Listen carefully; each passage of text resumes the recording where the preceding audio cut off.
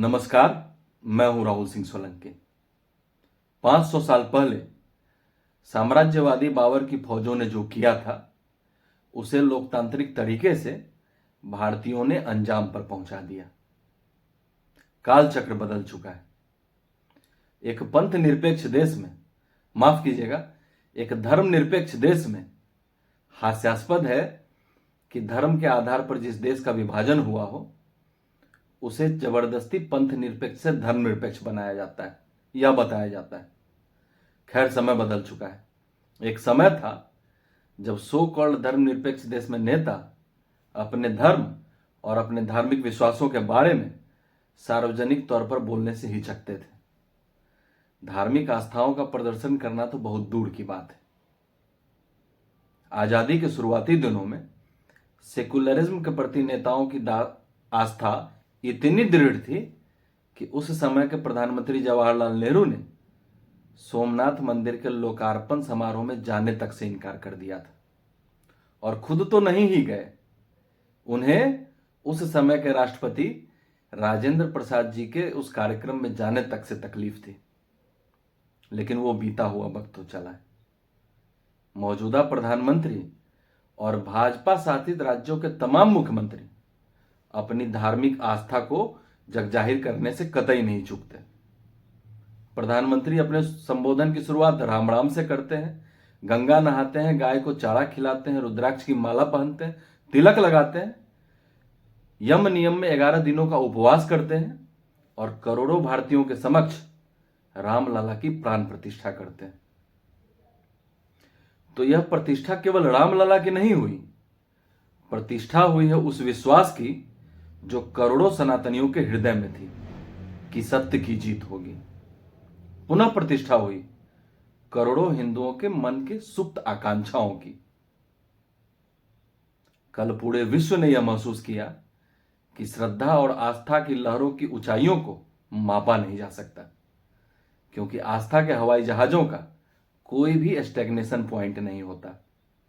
कल से पहले सवाल राम पर भी उठाए गए थे और राम भक्तों पर भी, लेकिन कल जो हुआ वह अनुभूत था, अद्भुत था, अकल्पनीय और अलौकिक था। भले ही कल राम दरबार में लोगों की संख्या सीमित थी, लेकिन दरबार के बाहर और संपूर्ण भारत में जो जहां था वहीं से वंदना के सुरों में अपने सुरों को समाहित कर रहा था। रामलला के आगमन का उत्सव कल हर गली मोहल्ले का रामोत्सव बना। कल करोड़ों हिंदुओं के लिए अयोध्या ही भारत की आध्यात्मिक राजधानी बना। बौद्धिक कब्ज रोगियों का एक वर्ग कल के इस विराट उत्सव को एक पार्टी विशेष के इवेंट के रूप में देख रहा है, लेकिन अयोध्या में भगवान राम के रूप में सनातन हिंदू धर्म की पुनर्प्रतिष्ठा हुई है। यदि आज का विपक्ष इसे कम करके आंक रहा है तो यह उसका दृष्टि दोष है। यह दोष है उनकी मानसिकता का कि भला जिस देश में बेटा हो तो राम जैसा, पति हो तो राम जैसा, भाई हो तो राम जैसा, राजा हो तो राम जैसा की कल्पना सदियों से की जाती रही हो, वहां राम के विरोध में खड़ा होने का साहस तो केवल रावण कर सकता है।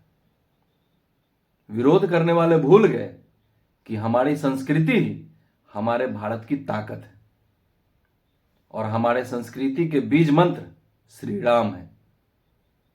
कल भव्य, दिव्य और अलौकिक राम मंदिर पूरे दुनिया को संदेश दे रहा था कि सनातन संस्कृति ही सर्वश्रेष्ठ है। लेकिन आप सबों ने केवल मोदी विरोध में इस संदेश को अनसुना कर दिया।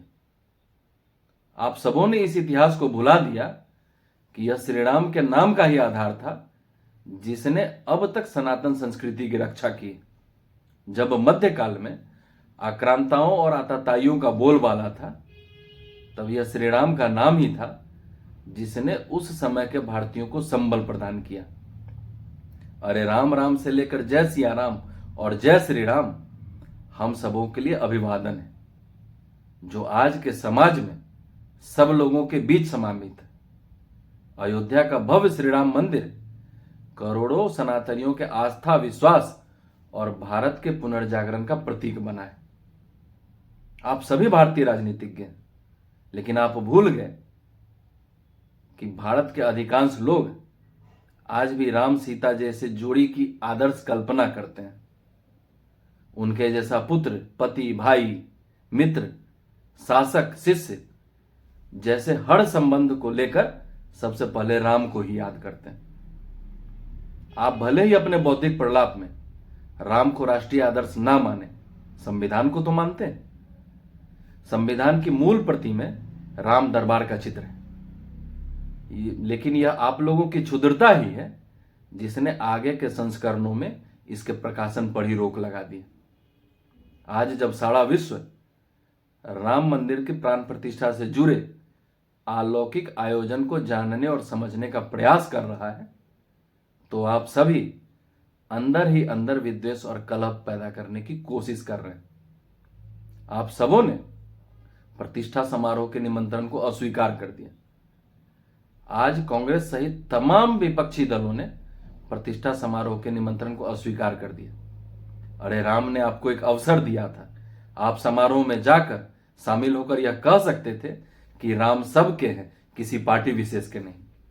लेकिन आपने पूरे सनातनियों को वापस एहसास कराया कि हमने ही राम को काल्पनिक बताया था, हमने ही रथ यात्रा रोकी थी, हमने आडवाणी के रथ को रोका था, हमने ही कार सेवकों पर गोलियां चलवाई थी। युग बीत गया तो क्या हुआ? आप सबों ने यह एहसास करा दिया कि हम ही वो असुर हैं जो त्रेता और द्वापर में साधु संतों को परेशान करते थे, पुनीत कार्यों में बाधा पहुंचाते थे। आप सबों ने अब भी वही किया। आयोजन से दूरी बनाने के लिए तरह तरह के बहाने तलाशे। आयोजन को भाजपा का कार्यक्रम सिद्ध करने के लिए उन्हीं धर्माचार्यों का सहारा लिया जिन पर कभी आपने गोलियां चलवाई थी, लाठी डंडे बरसाए थे, उन्हें गिरफ्तार करवाया था। तो कालेनेमी तब भी था और कालेनेमी अब भी है। पहले वह अकेला था, आज कहीं। भाजपा भले ही मंदिर का श्रेय न ले, लेकिन सच्चाई यही है, यदि भाजपा केंद्र की सत्ता में नहीं होती तो संभवतः सुप्रीम कोर्ट से न्याय मिलने के बावजूद मंदिर बनने में देर होती। फैसले के बाद मोदी सरकार ने यह सुनिश्चित किया कि अयोध्या में भगवान राम के मंदिर का निर्माण जितनी जल्द हो शुरू हो सके। स्वयं प्रधानमंत्री नरेंद्र मोदी ने इसकी पहल की। उन्होंने केवल मंदिर के निर्माण को महत्व नहीं दिया, बल्कि अयोध्या के चहुमुखी विकास पर ध्यान दिया।